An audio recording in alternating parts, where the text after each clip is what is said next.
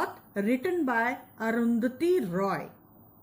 Arundhati Roy very famous writer, बहुत अच्छी लेखिका थी वो. और पापाचीज मौत, जब हम फर्स्ट अटेम्प्ट में पापाची वर्ड सुनते हैं हमें लगता है कि शायद पापा यानी फादर होगा, कुछ उससे रिलेटेड, बट नहीं बेटा.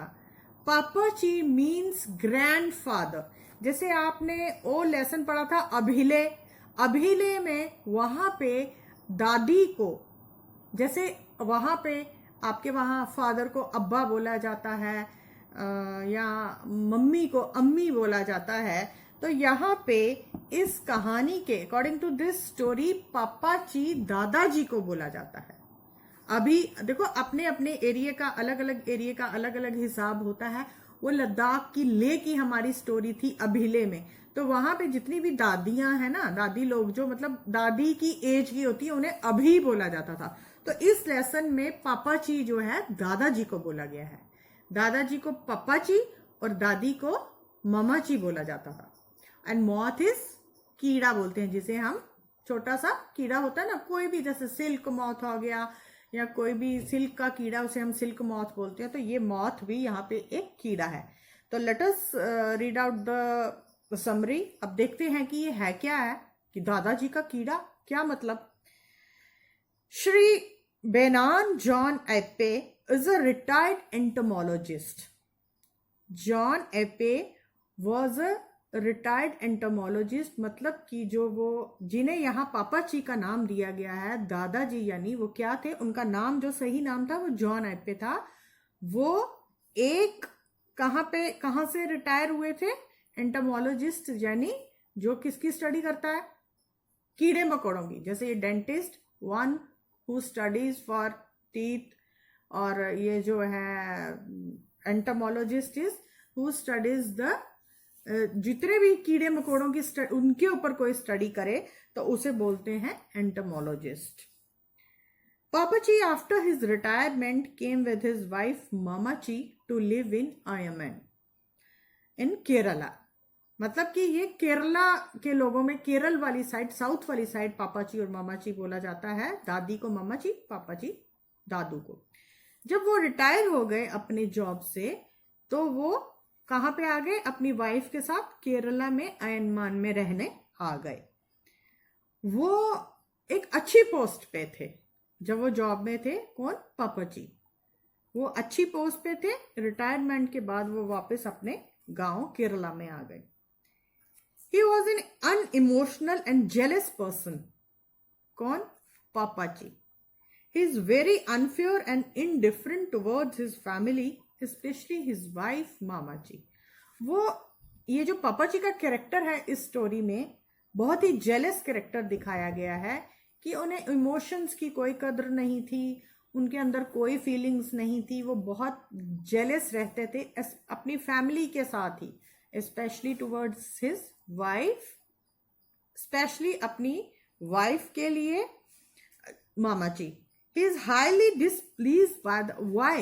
क्यों रहते थे ये भी सुनिए. He is highly displeased by the success of his wife, which she gains because of her talent of pickle and jam making. क्यों ईर्ष्या करते थे अपनी वाइफ से, क्योंकि वो बहुत फेमस हो चुकी थी. किस वजह से, अपने अचार बनाने के और जैम बनाने के टैलेंट की वजह से वो बहुत फेमस हो चुकी थी. That's why पापाची वो क्या करते थे, उनसे जेलस फील करते थे. He has the feeling of humiliation to see his wife in her prime when he is in his ripe age. He did not like this at all. मतलब कि वो अपनी वाइफ को हमेशा ऐसे आप जिसे कह सकते हैं बड़ी मतलब नीचे वाली नजर से ही देखते थे. वो कभी उसको अच्छे से नहीं, उसकी प्रेज नहीं करते थे, कभी उनको तारीफ नहीं करते थे, हमेशा उसे डिग्रेड, उसको मजाक उनका बनाते रहते थे जब वो अपनी जवानी के दिनों में थी, और ये भी अपनी जवानी के दिनों में थे. In fact she was 17 years younger than Pappachi. वो 17 साल उनसे छोटी थी, और ये भी एक बहुत बड़ा रीजन था पापाची का मामाची से जेलस फील करने का. He did not like this at all. He rather thought it below his dignity that his wife should do much such things. Papaji had started beating her almost every day and Mamaji had grown used to it. मतलब कि जैसा कि मैंने आपको बताया कि उनकी nature ही ऐसी थी. He was very unemotional, very jealous and he keeps on taunting and humiliating his wife on many occasions. कभी भी कोई मौका वो छोड़ता नहीं था अपनी वाइफ को ह्यूमिलेट करने का. कारण वही बताया आपको, क्योंकि उसका अचार बनाने का टैलेंट, जैम बनाने का टैलेंट इतना ज्यादा हो चुका था कि वो अपने एरिया में बहुत फेमस हो गई थी. और पापा जी को ये सब पसंद नहीं था कि मैं एक रिटायर्ड ऑफिशियल हूं और मेरी बीवी ये सब कर रही है. He did not like this at all. वो ये सब चीजें पसंद नहीं करते थे. एंड ही ऑफनली यूज्ड टू बीट हर. वो अक्सर उसको मारा भी करता था. And she became used to it. और वो उसकी आदी हो चुकी थी. किसकी? मार खाने की. वो मार खाने की आदी हो चुकी थी. She never complained against him. कभी वो कंप्लेंट नहीं करती थी उसके खिलाफ. One day his son Chaco, who had come home on holidays, saw his father beating her mother with a vase. He warned his father that he should give up this habit at once and warned him not to do it again. एक बार छुट्टियों में उनका बेटा Chaco घर आया हुआ था. उसने देखा अपने फादर को अपनी मदर को मारते हुए एक गुलदस्ते के साथ. Then he warned his father not to beat her mother again. उसने कहा कि this should be the last time. ये लास्ट टाइम है जब आप मेरी मां को मार रहे हो. It should happen never again. ये कभी दोबारा नहीं होना चाहिए. अगर ऐसा हुआ तो I will not spare you. मतलब उसने उनकी बाजू मरोड़ के ऐसे पीछे को ले जाके उनको थोड़ा सा धमका के ऐसा बोला. Now Pappachi was quite a different man. अब इस इंसिडेंट के बाद जब उनके बेटे ने उनको ऐसा बोला, he become a different man. उनका एटीट्यूड एकदम से चेंज हो गया. He stop talking to his wife. पहले भी वो कहाँ इतना मतलब बातचीत करते थे अपनी वाइफ से, लेकिन after this incident he totally stop talking to his wife. Whenever he wanted anything, जब भी उसे कुछ चाहिए होता था, he would ask Kochamma, but not his wife. Kochamma वहां पे उनके घर में काम करती थी एक. जब भी उसे कुछ चाहिए होता था वो कभी अपनी वाइफ को नहीं बोलते थे और वो कोचम्मा को बोलते थे. And he would sit outside the veranda and sometime button his shirt the all the buttons were intact. This he did only to convey to others that he was uncared for. वो अब क्या करने लगे कि जैसे एक side वो वरांडा में बैठ के अपने सूट वो पहनते थे, एक कोट पैंट, तो उसकी बटन्स को सिलने का ऐसे दूसरों को शो करने के लिए कि मेरी वाइफ मेरी केयर नहीं करती, देखो ये बटन टूटे हुए हैं, मैं खुद ही सिल रहा हूं.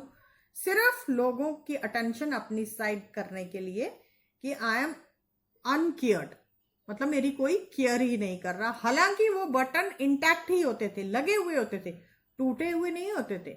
ही ओनली एक्ट्स लाइक दिस. मतलब इस कहानी में जो मेन चीज है, पापा जी का कैरेक्टर आपने नोट करना है. आपको मेन क्वेश्चन ही इस कहानी में है पापा जी का कैरेक्टर. तो बड़े ध्यान से इस कहानी को सुनिएगा. तो उसके बाद क्या हुआ? In fact there was a reason behind his bitterness and the temper. Once when he was posted as entomologist at the Pusa Institute, he discovered what he thought was a new breed of a moth. Actually जो उनका ये nature था उसके पीछे भी एक कारण था कि वो क्यों ऐसा बने. क्या हुआ कि when he was acting as an entomologist at Pusa Institute, जब वो वहाँ काम कर रहे थे, तो he discovered what according to him was a new discovery. उसके मुताबिक उन्होंने एक चीज डिस्कवर की. उनके मुताबिक it was a new breed of moth. एक ऐसा कीड़ा जो उनके लिए एक न्यू ब्रीड थी. लेकिन it was the biggest thing that happened to him. He was devastated to be told that he found was an abnormal breed of an already existing species. लेकिन उन्हें इस चीज का धक्का लगा जब इतनी मेहनत करने के बाद उन्होंने उस कीड़े की खोज की और बाद में उन्हें यह बताया गया कि तुम जिस चीज पे इतनी देर से खोज कर रहे थे, it was already an existing breed. ये कोई नई चीज नहीं है, ये तो ऑलरेडी एग्जिस्ट हो रही है ब्रीड.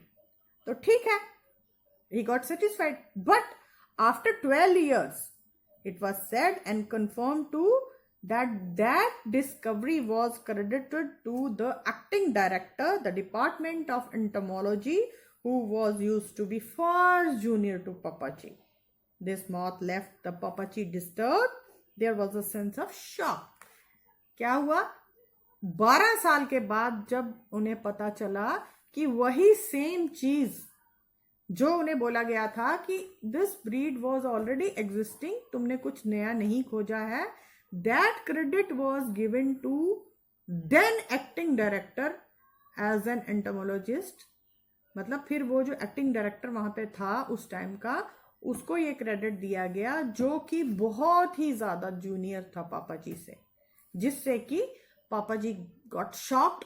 उन्हें शॉक लगा कि काम मैंने किया, क्रेडिट किसी को मिला, और उनका जो नेचर था वो इस तरह का बन गया.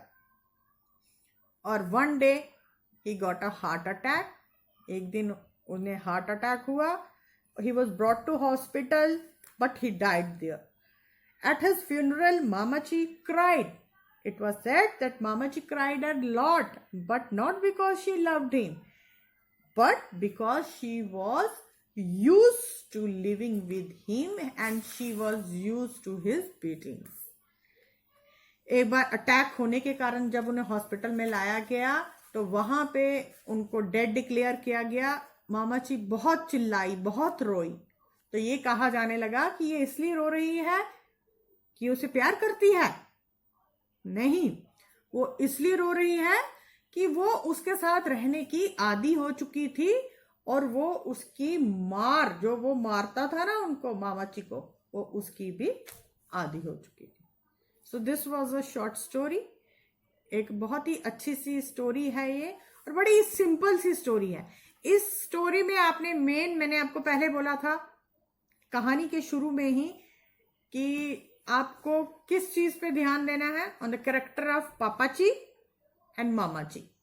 पापाची यानी दादाजी, मामाची यानी दादी जी. इन दोनों के कैरेक्टर्स पे आपने बड़े ध्यान से, मतलब कि पॉइंट्स देखने हैं. पॉइंट्स तो मैंने आपको बता दिया कि वो अनइमोशनल थे, जेलस था, वो बहुत ज्यादा बड़े थे अपनी वाइफ से. वाइफ जो है 17 years यंगर देन हिम, और she use to make pickles, jams. उनके करेक्टर की जब बात आएगी आप ये लिख सकते हो. तो और बाकी इनके करेक्टर, जब आपने किसी का कैरेक्टर स्केच, एक बात मेरी ध्यान से सुनना बेटा, जब भी आपने किसी का कैरेक्टर लिखना है ना, तो हम लोग जब ऐसे लिखते हैं ना, ऐसे जैसे सपोज करो आपको सिलेबस में ऐसे है जवाहरलाल नेहरू जी का या महात्मा गांधी जी का, तो पहले हम लिखते हैं कि he was born on this date, उनकी क्वालिफिकेशन लिखेंगे, फिर उनके काम लिखेंगे, फिर उनका जो फिजिकल अपीयरेंस लिखेंगे या उनकी कोई पर्टिकुलर हैबिट लिखेंगे.